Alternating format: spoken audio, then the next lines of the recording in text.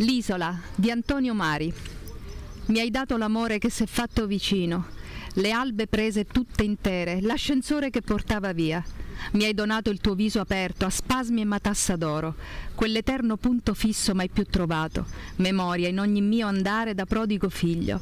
Hai acceso e spento una luce sul palco che mi smarriva, riconsegnandomi a me stesso. Personaggio in cerca d'autore, consegnato al dolore che oggi resta, quello che vien giù dagli occhi, risultato ineludibile traduce ombra dentro la fitta selva dei boschi, riconosciuto nella tempesta dell'anima quando si trova a sbattere nello stretto canale della poesia, naufragando in un sole che ansima, accolto in sapori, a saziare un'esistenza, particole indorate nella mistura di farine antiche ad impanarsi come tre sapienti d'Oriente, Russello, Perciasacchi e Maiorcone.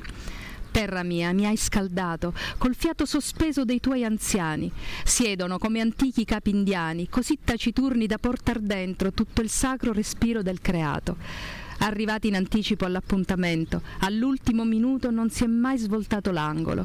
Il debito all'acerba vita è pagato. Il mare riporterà gli occhi a quanto pretende il richiamo?